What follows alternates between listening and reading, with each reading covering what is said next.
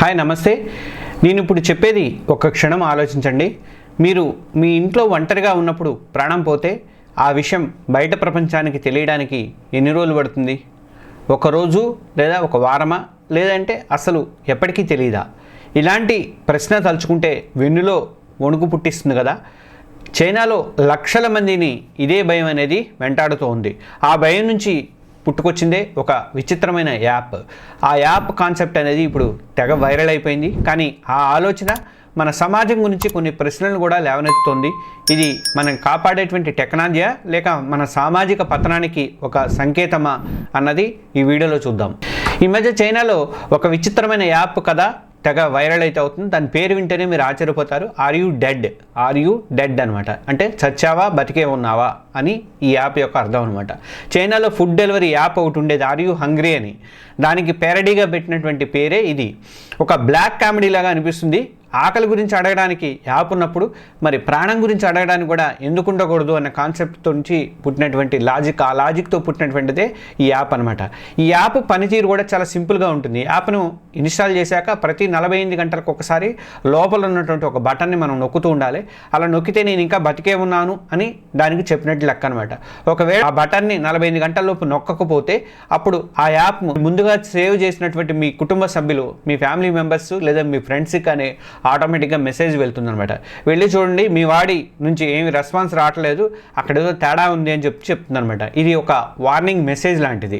విచిత్రం ఏంటంటే ఈ ఆలోచన చైనాలో ఒక సంచలనం సృష్టించింది. ఈ యాప్ను చైనాలోని జంజియాకు చెందినటువంటి 3 యువకులు 13,000 రూపాయలు, అంటే 1000 యువాన్ల ఖర్చుతో సరదాగా మొదలుపెట్టారు. ఇది 2025లోనే మూన్ స్పేస్ టెక్నాలజీ పేరుతో లాంచ్ అయిన కొద్ది రోజుల్లోనే చైనాలో టాప్ పెయిడ్ యాప్గా అయిపోయిందనమాట. ఇప్పుడు దీని మార్కెట్ విలువ 13 కోట్ల రూపాయలుగా ఉందన్నమాట. అసలు ఇలాంటి యాప్ పెట్టాలన్న ఆలోచన ఎందుకు వచ్చింది?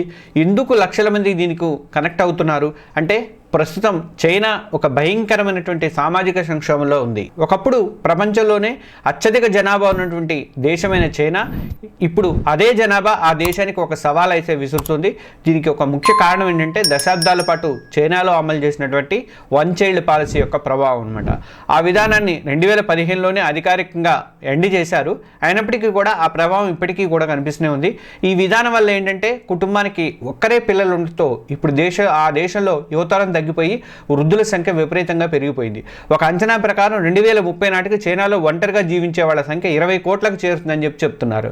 అంటే దాదాపు 200 మిలియన్ల మంది ఒంటరి జీవితాలు, ఇంట్లో ఒక్కరే బిడ్డ, ఆ బిడ్డ కూడా ఉద్యోగం కోసమో లేదంటే చదువు కోసమో వేరే దేశాలకు వెళ్ళిపోవడంతో ఎంతోమంది తల్లిదండ్రులు తమ ఇళ్లలోనే అనాథల్లాగా మిగిలిపోతున్నారు. అంటే వాళ్ళకి అనారోగ్యం వస్తే చూసేవాళ్ళు లేరు, చివరికి ప్రాణం పోయినా కూడా పక్కింటి వాళ్ళు కూడా పట్టించుకునేటువంటి దారుణమైన పరిస్థితుల్లో వాళ్ళు చైనాలో అయితే ఇప్పుడు కనిపిస్తున్నాయి.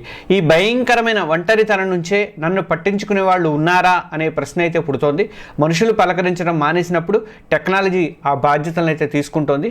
అందుకే ఆర్ యూ డెడ్ అనే ఆలోచన చైనాలో అంతగా విజయవంతమైందని చెప్పవచ్చు అనమాట. అది కేవలం ఒక యాప్ కాదు, కోట్ల మంది ఒంటరి హృదయాల్ని పలకరించేటువంటి ఒక టెక్నికల్ సాధనం అనమాట. చైనా కథ వింటుంటే అయ్యో పాపం అని మనకు కూడా అనిపించవచ్చు.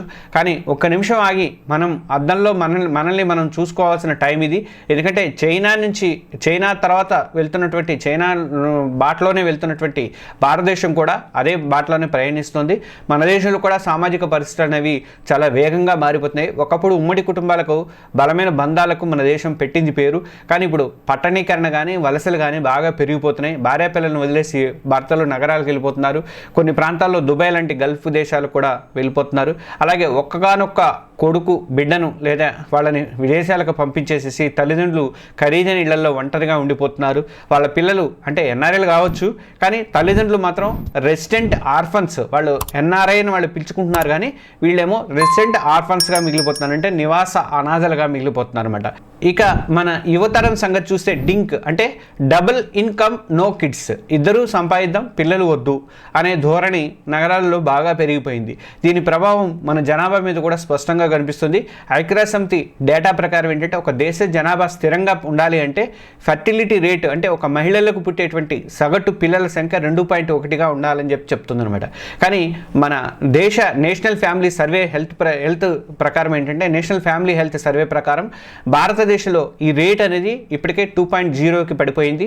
పట్టణ ప్రాంతాల్లో అయితే ఇది ఇంకా తక్కువగా ఉంది. అంటే భవిష్యత్తులో మన దగ్గర కూడా పనిచేసేటువంటి యువత తగ్గిపోయి వృద్ధుల సంఖ్య పెరిగిపోయే అవకాశాలు ఉన్నాయి. అంటే చైనాలో ఈరోజు ఏ ఒంటరితనం అయితే ఒక యాప్కి సంబంధించిన కథకు జన్మనిచ్చిందో పుట్టిందో అదే ఒంటరితనం రేపు మన ఇండియాలో కూడా ప్రతి ఇంటి తలుపు అయితే తట్టబోతోంది.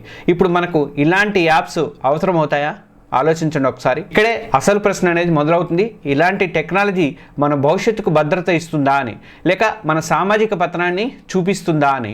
అంటే రెండు వైపులా కూడా వాదనలు అనేవి ఉన్నాయి. ఒకటేంటంటే సానుకూలంగా చూస్తే ఇది ఒంటరిగా ఉన్నటువంటి వృద్ధులకైతే ఒక ఆధారం లాంటిది, ఒక భద్రతా కవచం లాంటిదని చెప్పుకోవచ్చు.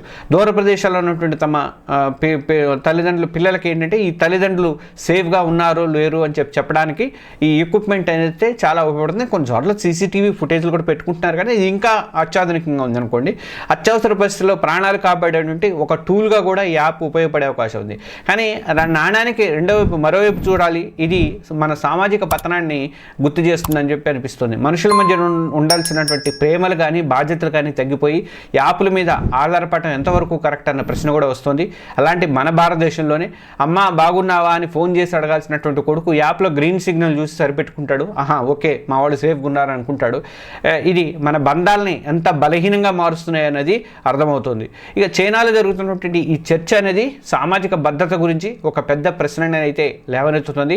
ఫోన్ని కాపాడడానికి టెక్నాలజీని వాడుతున్నాం మనం, కానీ ఆ ఫోన్ వాడుతున్న మనిషి ప్రాణాన్ని కాపాడటానికి, ప్రాణాన్ని పట్టించుకోవడానికి కూడా టెక్నాలజీయే కావాల్సి రావడం అనేది మనం ఆలోచించాల్సినటువంటి విషయం అన్నట్టు. నిజానికి ఈ యాప్ కథ అనేది ఒక టెక్నాలజీ ప్రొడక్ట్ కంటే కూడా భవిష్యత్తు నుంచి వచ్చేటువంటి మనకు వస్తున్నటువంటి ఒక హెచ్చరిక కూడా మనం అనుకోవచ్చు. ఈ జపాన్ కానీ, రష్యా కానీ, యూరోప్ కానీ ఇలా అన్ని దేశాల్లో కూడా దాదాపు ఈ ఒంటరితనం అనే మహమ్మారితో పోరాడుతున్నాయి. మనుషులకి దూరం పెరిగిపోతుంది.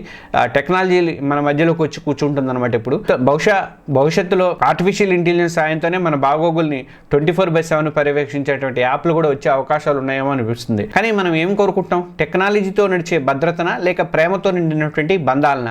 ఈ ప్రశ్నకు సమాధానం అయితే అంత ఈజీగా దొరకదు. కానీ ఒక ఆలోచన ఉంది. మన బంధాలు కానీ మన అనుబంధాలు యాప్ల అలర్ట్ల మీద కాకుండా వాటి మీద ఆధారపడే రోజులు రాకుండా ఉండాలంటే మనం ఏం చేయాలి? ఈ తీవ్రమైన అంశం మీద మీ అభిప్రాయాలను కూడా కింద కామెంట్స్లో పంచుకోండి. ఈ విశ్లేషణ మీకు నచ్చితే మాత్రం ఈ వీడియోని లైక్ చేయండి. అలాగే ఈ వీడియోని మీ ఫ్రెండ్స్కి, ఇతర సోషల్ మీడియా గ్రూప్లో మీ బంధువులు వాళ్ళకి మీ పిల్లలు కూడా షేర్ చేయండి. అన్నిటికంటే ముఖ్యంగా ఒంటరిగా ఉన్నటువంటి మీ ఆత్మీయులకు ఒకసారి ఫోన్ చేసి పలకరించండి. ఇది చాలా ముఖ్యం. మీ అమ్మ నాన్నలకు కానీ, మీ ఎవరైనా ఒంటరిగా బతుకుతున్న వాళ్ళకి కంపల్సరీగా మీ బంధువులు అయితే మాత్రం వాళ్ళకి ఒకసారి ఫోన్ చేసి పలకరించండి. రోజుకు ఒకసారైనా వాళ్ళని పలకరించే ప్రయత్నం అనేది చేయండి. మరి ఇలాంటి చేసే వీడియోల కోసం అని చెప్పేసి మన తెలుగు జర్నీ ఛానల్ ప్రతి ఒక్కరు కూడా సబ్స్క్రైబ్ చేసుకోండి. Thank you.